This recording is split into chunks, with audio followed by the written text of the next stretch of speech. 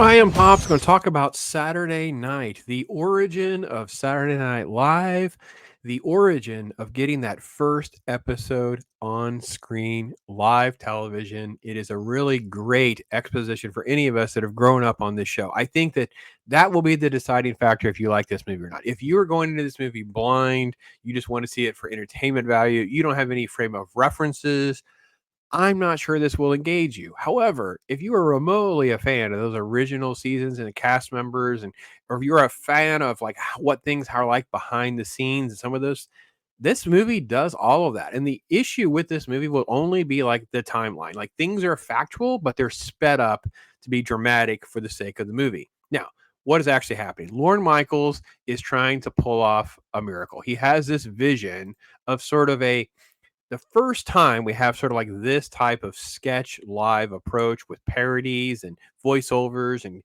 different costume changes, and this dynamic element of comedy was the first time. It's very groundbreaking, and there's a lot of people that Lorne Michaels is fighting with. It's in the film that, obviously David Tebbutt and the Dick Ebersol. Obviously, Johnny Carson is really not happy about this because it could be kind of cutting into his sort of control of that evening Tonight Show audience structure, that kind of thing, even though it's going to be on Saturdays. You have cast members that don't quite know what their role is going to be in all of this, how much time they're going to have on camera.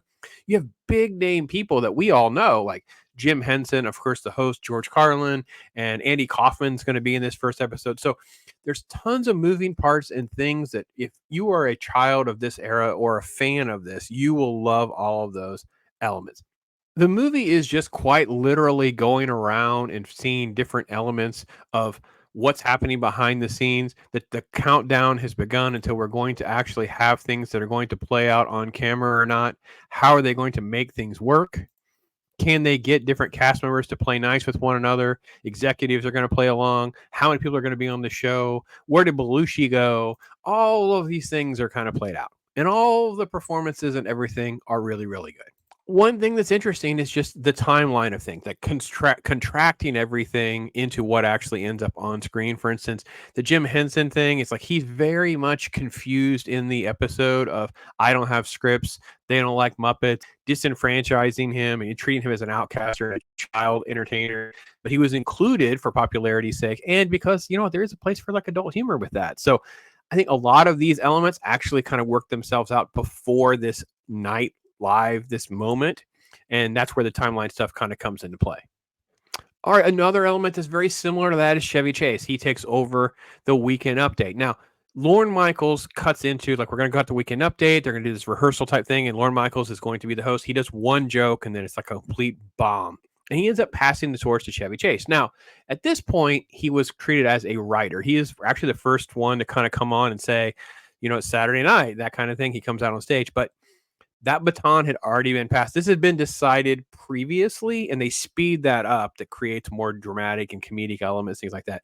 I will tell you what, man, the portrayal here by Corey Michael Smith, which if you know him from Gotham, he was the Riddler character. He does a fantastic Chevy Chase in this movie. And I will say this for almost all the characters and things like that in the portrayals, their voices are spot on, even if they're not always 100% there. They're spot on with the voice, if nothing else. Here's the Carlin character played by Matthew Rice. And what they do with the Carlin thing is they kind of, again, speed up the timeline. Like he didn't want to do sketches. He was only going to do 3 stand-up bits. They kind of put that in the middle of all this. Like he has to get into his costume and they kind of mock him, whatever. I don't know what's fictional or not, but I know that the timeline for that was already decided ahead of time. He didn't want to be a part of like actual acting. That's not his bit. He was all about stand-up. So that's put in the movie. I think that there's elements of that type of stuff. Maybe there was back and forth or not. Carlin is what Carlin is. He's freaking amazing. And I think the portrayal of him, I think was okay. I think that Matthew Rice's portrayal of him was at least character enough. I don't think he had the look of it, but for the most part, it was fine. Gabriel Labrelle, who I know from Fabelmans, he is fantastic as Lorne Michaels. The only pet peeve I have with the Lorne Michaels character is they keep going back. And this is a script issue, not his performance issue. So this is a Jason Reitman and Gil Cannon reference. There's a constant thing about like, what is the show? Define the show, have a pitch, have a, an elevator pitch of what the show is. And I'm like, dude, this comes years after we've had Carol Burnett and these famous comedic skit shows and things like that. So it wouldn't have been very difficult to describe Saturday Night Live for executives and people that don't get it. That was my only issue with how they handled Lorne Michaels. He himself being a fish out of water, his eyes are, size of glasses. It just is incredible.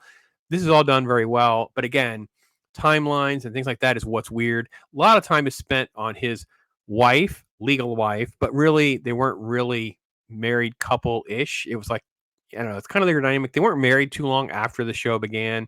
It's kind of this weird thing. Like, what is her credit going to be? Which last name do they use? It's like, why is this? I don't know. I guess that's fine. It felt like a distraction to getting the show made. It's like an after. Who cares? I didn't care. Like that was one of the least interesting elements of the film.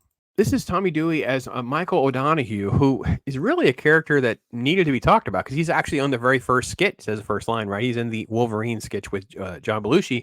And he had a lot of footprint in this first episode as far as writing and being the head writer, controlling how the scripts are going to go and things of that structure, kind of how things are going to play out.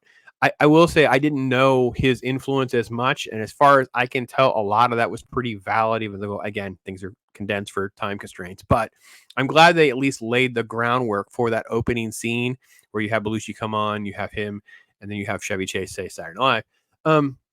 So yeah, this was really, it was pretty good. I'm glad they included it. I'm not sure how I feel about him or his role in all this. He's definitely played up as like the douchebaggy character. He's in it with the censor, making this anti-religion thing. It's just, it's just a typical sort of tropes, which I'm just gonna let it lie for what it is. I don't know what's valid and what's not.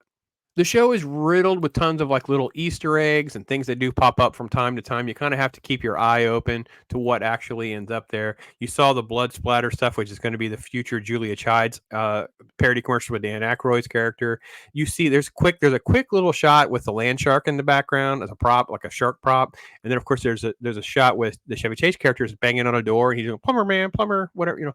So land shark is kind of there. There's a Colin Blow reference with a cereal, but I don't know why that would take like years for that to come. That was Phil Hartman, but I think that was actually something I saw. I maybe that was just there just for people like me who know that.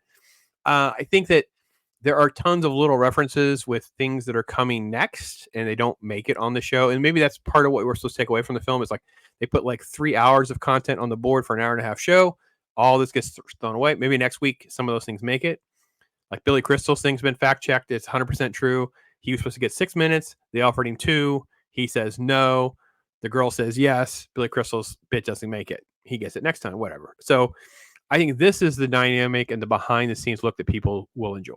Of course, Nicholas Braun is a high point for a lot of reasons. He plays 2 different characters. This is him doing Andy Kaufman. He also does the Jim Henson character.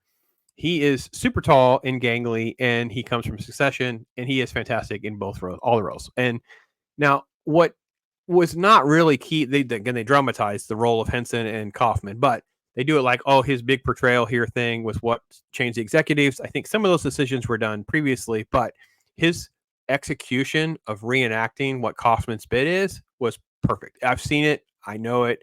I think even the Jim Carrey movie, Man on the Moon, does a really good sort of iteration of it, and this is in line with that too. It was really, really good. All right, so all in all, what I like and didn't like is I like the fact that it made me feel like I could get a little look behind the curtain, if you will, how all this kind of comes together. I don't know that I totally get why they would put up with Belushi so much. Yes, he's a great performer and all, but the precursors of him getting a contract signed, which is part of the movie, and it was done ahead of time, but they fire him multiple times, bring him back. It's really kind of sad because I feel very mixed on this because this disruption and chaos and them doing coke and promoting doing coke and all that makes for it worked out well because it worked out well. I don't know. I don't know that any of this is like a to-do manual for anyone at home who wants to make a good comedy show. I think that there are moments that work well, like the Milton Berle is in it. J.K. Simmons plays a Milton Berle character showing up, and he's hitting on Chevy's girlfriend or fiance, whatever. Takes his penis out, which is big. He has a big penis joke, which is part of Hollywood lore. Again, I don't think that happened then. It may have happened within the lore of Saturday Night Live. It was so there's a lot of like pieces of let's put this in there, let's put this in there, and I think that's where the film kind of doesn't stay cohesive enough for me on like on a recommendation, especially for normies, people that just are not into this type of stuff. Like if you didn't live through this and you're not really attached to sort of like Saturday Night Live, I don't know what you're going to get out of this movie. And I know that it makes you want to go watch Saturday Night Live.